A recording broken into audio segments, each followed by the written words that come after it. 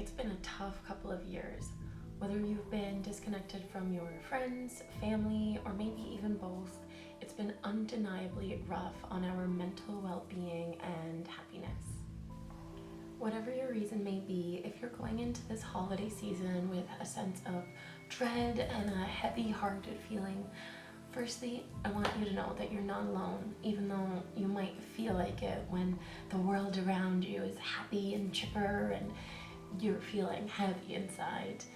And secondly, I want you to know that you also have the power to shift into a state of joy and abundance, maybe not to the extreme that you see around you. Welcome, But it doesn't have to be so heavy and so lonely and so dark. You have the power with the way you think and the practices you do and the way you spend your time to shift a little bit into a different little state where you can experience some joy, and it doesn't have to be so heavy. So here are some practices and little tips that have helped me in the past when I was going through a heavier holiday season. Maybe when you hear me say shift into a state of joy, you think of kind of like a fake it till you make it situation, where you ignore the negative feelings and the negative emotions. That's actually the opposite of what we should be doing. One super important thing is to allow your emotions and be honest with the way you are feeling. So often we try to escape these feelings by distracting ourselves with movies or reality TV. Kim, would you stop taking pictures of yourself? Your sister's going to jail. Chloe's going. Here, Kim, this one. I feel like I'm gonna barf. Or whatever you're into. But it's really important to be honest with ourselves and look at how we're feeling, examine it, feel it completely in order to be able to release it and let it go and move forward. If you don't acknowledge the way you're feeling and you aren't honest with yourself and you always try to run away from these, problems or, negative emotions that you may have, you're always going to be carrying it with you. You're not gonna properly let go of the pain until you acknowledge it. So do what you need to do to really feel it, embrace it, cry, scream into a pillow, punch a pillow. You can do whatever you need to do to release it from your body. But it's super important to experience the emotions before you're able to authentically and really wholeheartedly start shifting into a place where you accept love and you accept joy and you feel it deeply inside. After acknowledging your pain and feeling your emotions, you can kind of start to focus on the fact that the new year is on the horizon and it's the perfect time to let go of whatever is holding you back from being, the best version of you or your highest self. The new year encourages us to look at and reflect on our habits or different ways that we've been living, different thought processes that we have, and let go what is not serving you anymore. Without times of reflection, we don't really give ourselves an opportunity to really look at things that we're doing a lot of times unconsciously that aren't serving us, that aren't taking us from, the place where we are now to the place that we want to be. You might feel stuck a lot of the times, and that has to do with your daily actions, what you're not doing or what you're not focusing on, or what you are focusing on that maybe you shouldn't be. Now, the process of releasing whatever isn't serving you can look totally different depending on who you are and where your true light is. For me, it's writing, journaling, and moving my body through yoga. These are the perfect practices for me to be authentic with myself, be present in my body, and find certain things that maybe I didn't realize that I was holding on to. Turning to your creativity might be the perfect thing for you, like drawing or painting, even if you're not good at it, even though that's obviously subjective. Don't judge yourself for what you're creating, but kind of let it speak from the soul. We don't make mistakes. We have happy accidents. Maybe set an intention before you practice, or sit for 5 minutes in stillness to kind of tap into your body, tap into your spirit, and let whatever you need to flow out of you, flow out of you. Give yourself that space and the time to release in whatever way works for you. And of course, another perfect way of releasing your mental garbage that's holding you back is turning to the trustworthy people in your life.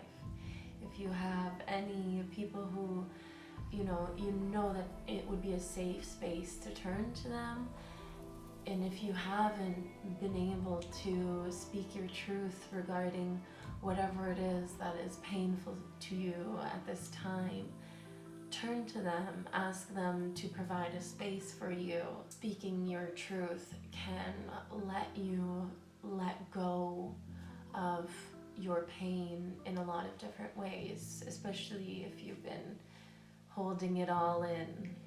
I know how that is. And trust me, it ain't too good for you. Now, gratitude is something that I could preach about for days on end. And especially during this time, you could seriously benefit so much from practicing gratitude in whatever way, shape, or form that you want. Incorporating gratitude in your life is the perfect way to start taking these little baby steps and shifting from one low vibe state to a higher vibe state, whatever that means for you. Now, I encourage you to make your gratitude practice your own. Some different methods that you can incorporate in your life are, if you do a guided gratitude meditation, and then follow it by just like free writing type of journaling where you don't think about what you're writing, don't think about how you're writing it. You don't even need to look at the page. Just grab a pen and a journal and write on that gratitude that you felt during that meditation, on whatever came up in that meditation. That could be an excellent gratitude practice for you to incorporate. Or you can use our trusty friend Google to find some gratitude prompts. I'm sure there are probably hundreds of them out there for, journaling prompts. Or you can make a list of 50 things that you're grateful for, small and big. And I promise you, after practicing one or all of these things, you will start feeling joy and love in your body, because you look at the things that you do have, which a lot of times we can kind of glance over and not focus on. The fact that you're watching this video is an amazing privilege. There's something to be grateful for, the knowledge that you can find on the internet, like with a click of a button. Like, that's insane if you really think about it. There's so much to be grateful for. So if you start looking at the small things, then, and especially if you practice this, consistently, then you go through life and you look at, the little things you have, like a a roof over your head, or a nice cup of coffee, or anything. There's so much. So really try to tap into that and consistently take it after the holidays. Your whole life will shift immensely. And the last point I have for you kind of ties into the first point that I made, and that is to be conscious of how you spend your time, your free time. It is so easy to distract yourself these days. We have a plethora. Is that a word? That's a word. A plethora? A lot of different ways to escape from our reality, our day-to-day lives. Whether that's binging Netflix for 5 hours, or YouTube, or TikTok, or whatever you're using out there in the world of the internet. It is really easy to kind of dive into that space and not come back out for a breath of fresh air for days on end even. And while I love Netflix and YouTube and all those good things, it's really, really important to find balance, especially if you're going through kind of a tougher time mentally, or you have something, holding you back from thriving. Although escapism can be real nice in the moment, especially if your reality isn't so perfect right now, it can feel good. Yeah, it can feel really good to laugh at a TV show, or, look into, conspiracy theories or whatever for several hours. It can feel really good to escape your reality, for sure. But the problem there is that you still have to come back to your reality at one point, when you're putting your head down on your pillow at night. And if your reality is where you have that heavy-hearted feeling, you need to kind of be more conscious of how you spend your free time and what your habits are. And this is an excellent time again to kind of tap into your creativity. Even if you think that you're like the least creative person, that's okay. You don't have to be, some artiste, some fabulous painter. Watch a Bob Ross video, or listen to music and cook, or listen to music and dance. Shake your negative emotions out of you, or read, or paint, create something. Try something new that you haven't tried before, like macrame or knitting.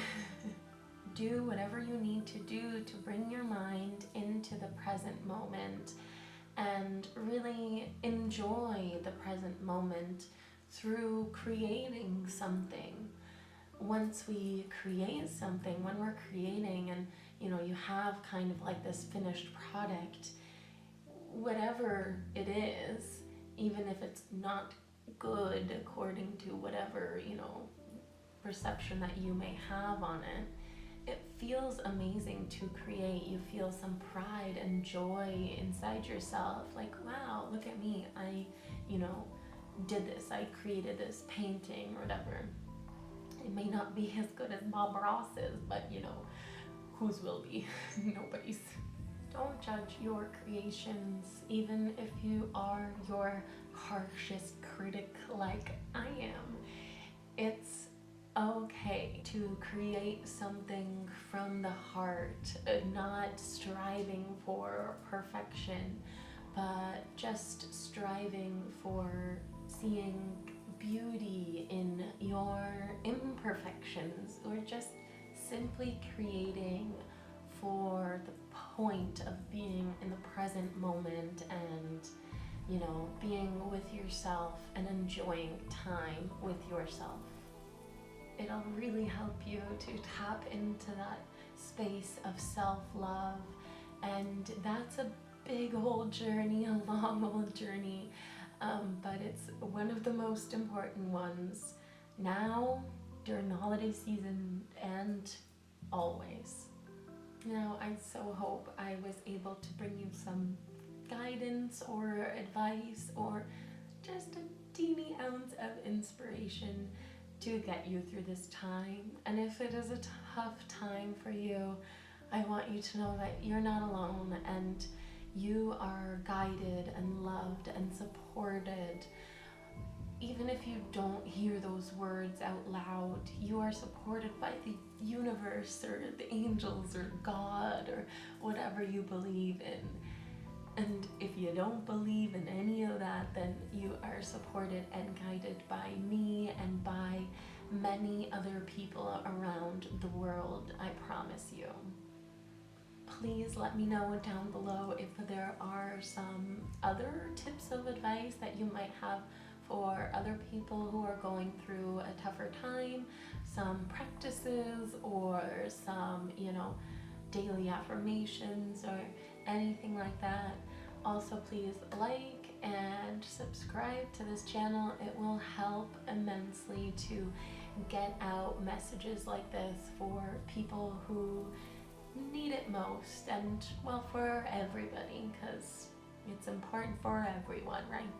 Let's get the whole world loving themselves and being themselves, and we'll create a peaceful ass collective.